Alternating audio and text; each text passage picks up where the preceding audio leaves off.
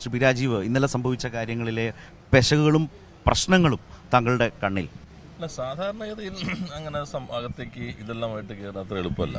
സാധാരണ സന്ദർശകർക്കെല്ലാം കർശന ദേഹപരിശോധന ഉൾപ്പെടെ നടത്തിയിട്ടാണ് സാധാരണ അകത്തേക്ക് വിടാറ്. പ്രത്യേകിച്ചും ചില സവിശേഷ സന്ദർഭങ്ങളിലാണെങ്കിൽ കുറേ കൂടി കടുപ്പമുള്ള സുരക്ഷാ രീതികളുണ്ടാവും. ഇത് പാർലമെന്റ് ആക്രമണം നടന്ന ആ ദിവസം ഇങ്ങനെ നടന്നു എന്ന് പറയുമ്പോൾ അത് വളരെ ഗൗരവമാണ്.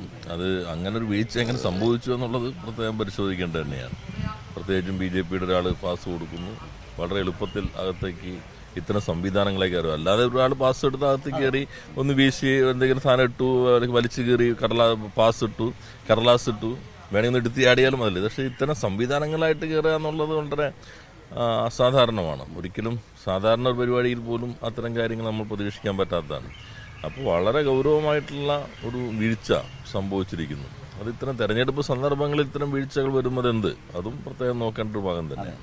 സാർ, ഇത് ഇന്നൊരു പ്രത്യേകത കൂടി ഇതോടൊപ്പം നമ്മൾ കാണേണ്ടതുണ്ട്. യഥാർത്ഥത്തിൽ നമ്മുടെ ഗവർണറുമായി ബന്ധപ്പെട്ട ചർച്ചകൾ നടക്കുന്നുണ്ട്. അപ്പോൾ ആ കൂട്ടത്തിൽ പറഞ്ഞാണ് യഥാർത്ഥത്തിൽ ഒരു ജനാധിപത്യ കേരളത്തിൻ്റെ ക്ഷമ പരീക്ഷിക്കാനും അതിൻ്റെ മാന്യതയെ വെല്ലുവിളിക്കാനുമുള്ള ഒരു നീക്കമായി വേണം ഇന്ന് കാലിക്കറ്റ് യൂണിവേഴ്സിറ്റിക്കകത്ത് പോയി താമസിക്കുമെന്നൊക്കെ പറയുന്ന വിധത്തിലുള്ള വെല്ലുവിളി കേരളത്തിലെ ഗവർണറുടെ ഭാഗത്തുനിന്ന് ഉയരാൻ. നേരത്തെ രാജീവ് മിനിസ്റ്റർ പറഞ്ഞതുപോലെ കേരളത്തിൽ കോടതി അദ്ദേഹം നോമിനേറ്റ് ചെയ്ത 4 പേരുടെ സ്റ്റേ ചെയ്യുകയും അക്ഷരാർത്ഥത്തിൽ അതിൻ്റെ യോഗ്യതയെ വെല്ലുവിളിക്കുകയോ അയോഗ്യതയെ പരിശോധിക്കാൻ വയ്ക്കുകയോ ചെയ്ത സാഹചര്യത്തിൽ അദ്ദേഹം നോമിനേറ്റ് ചെയ്യപ്പെട്ടവരുടെ യോഗ്യത എന്താണെന്ന് ജനാധിപത്യ കേരളത്തിനോട് പറയേണ്ട ഉത്തരവാദിത്വത്തിന് പകരം ഇനിയും പ്രശ്നങ്ങളുണ്ടാക്കി ഈ വിഷയത്തെ മറ്റൊരു തരത്തിലുള്ള ലോ ആൻഡ് ഓർഡർ ഇഷ്യൂ ആക്കാൻ കഴിയുമോ എന്ന് എക്സിക്യൂട്ടീവിൻ്റെ ചെയർമാൻ തന്നെ പരീക്ഷിക്കുക എന്ന് പറഞ്ഞാൽ അത് കേരളത്തിൻ്റെ ഒരു സാമാന്യ യുക്തിബോധത്തിന് അപ്പുറത്ത് നിൽക്കുന്ന കാര്യമാണ്. അത്തരത്തിലുള്ളൊരു അപകടകരമായ വാർത്ത കൂടി ഇന്ന് വാർത്താ മാധ്യമങ്ങളിൽ നിറഞ്ഞു നിൽക്കുന്നുണ്ട്.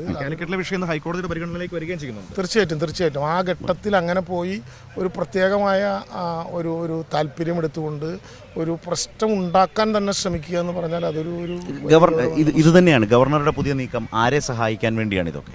ഞാൻ നേരത്തെ പറഞ്ഞു, ഒരു ABPയുടെ പ്രസിഡന്റ് അയാൾക്ക് ഇങ്ങനെ വെല്ലുവിളിക്കാം. ഞാൻ അവിടെ SFI വെല്ലുവിളിക്കുന്നു, ഞങ്ങൾ അവിടെ പോയി താമസിക്കുന്നൊക്കെ പറയും. പക്ഷെ ഒരു ഭരണഘടനാ പദവിയിൽ ഇരുന്നു കൊണ്ടാണ് ഈ സ്റ്റാറ്റ്യൂട്ടറി പദവി നിർവഹിക്കുന്നത്.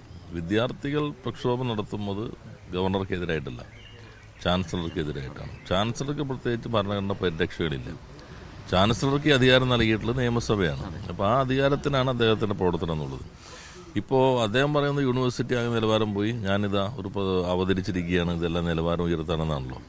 അങ്ങനെയാണെങ്കിൽ അദ്ദേഹം സമൂഹത്തിലോട് പറയണ്ടേ, ഞാൻ ഇപ്പോൾ നോമിനേറ്റ് ചെയ്ത ആളുകൾ അവരുടെ ക്വാളിഫിക്കേഷൻ ഇതാണ്, ഇവർ VC നൽകിയിട്ടുള്ള ആളുകളെല്ലാം ക്വാളിഫിക്കേഷൻ ഇല്ലാത്തവരാണ്, ഇതാണെന്ന് പറയട്ടെ ജനങ്ങളോട്. അതേ ഒരു കാര്യം പറയുന്നത് വിവേചനാധികാരം പ്രയോഗിക്കുന്നു. ഈ ചാൻസലർക്ക് ആ വിവേചനാധികാരം ഉണ്ടോ, അതെങ്ങനെ പ്രയോഗിക്കണമെന്ന് ഞാൻ ആലോചിച്ചോളാം എന്ന നിലയിലാണ് പറയുന്നത്. ഒരു ഏകാധിപത്യ രാജ്യത്ത് ജനാധിപത്യ രാജ്യമല്ലേ.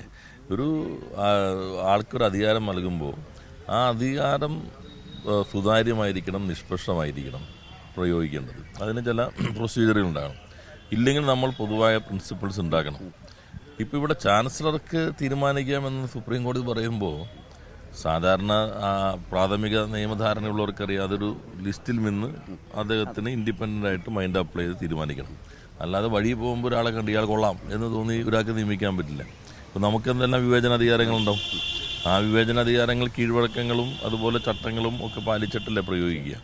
അല്ലാതെ അത് തനിക്കെന്തോ മൊത്തത്തിലൊരു ഏകാധിപത്യ അധികാരം നൽകിയിരിക്കുന്നു എന്നുള്ളതല്ല. ഇത് നിയമസഭ നൽകിയിട്ടുള്ള ഒരു പദവി മാത്രമാണെന്നുള്ള ആ പരിമിതി അത് മനസ്സിലാക്കിയും കീഴ്വഴക്കങ്ങൾ എന്താണെന്ന് നോക്കിയും പ്രവർത്തിക്കുകയിലാണ് യഥാർത്ഥത്തിൽ കോടതികളിൽ നിന്ന് അതിന് ഒരു തിരിച്ചടിയും കോടതി തടഞ്ഞിട്ടും ഇങ്ങനെയൊക്കെ ഇതേ വിഷയത്തിൽ പെരുമാറുന്നു ഗവർണർ അല്ലെങ്കിൽ ചാൻസലർ എന്നുള്ളതാണ്. അല്ല, കോടതി ഇപ്പം അതിനെങ്ങനെയാണ് ഇന്റർപ്രറ്റ് ചെയ്യാൻ നമുക്ക് ഇനിയുള്ളത് അല്ല. ഇപ്പൊ തന്നെ സുപ്രീം കോടതിയുടെ വിധി വന്നപ്പോൾ അദ്ദേഹം പറഞ്ഞു ജസ്റ്റിസ് കിട്ടിയില്ല, ഇത് ഹോളി കൗ ആണ്, അവർ മനുഷ്യരല്ലേ ഇങ്ങനെയൊക്കെ എഴുതും എന്ന മട്ടിലാണ്. അപ്പോൾ ആരെയും വകവയ്ക്കുന്നില്ല എന്നുള്ളതാണ്. ഒരു പ്രത്യേക അവസ്ഥയിലാണ് ഇപ്പൊ ഗവർണർക്ക് കോടതിയോട് ആദരവുണ്ടോ?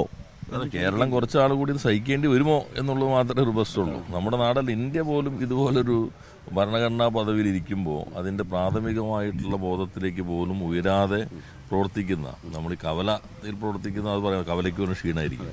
അങ്ങനെയുള്ള ഒരാൾ ഇന്ത്യയുടെ ചരിത്രത്തിൽ ഗവർണർ പദവിയിൽ ഇരുന്നിട്ടുണ്ടെന്ന് തോന്നുന്നില്ല.